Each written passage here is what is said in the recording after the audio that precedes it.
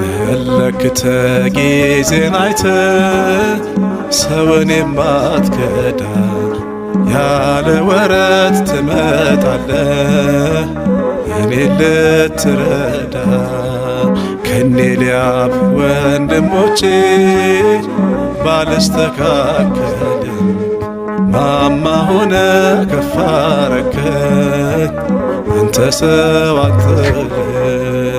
አቷል ጎሎበታል ብለህ ሳትነግረኝ ለዚህ ያደረስከኝ ጌታዬን ማነኝ ይሞላል አይቀርም ባንተ ሸለቆዬ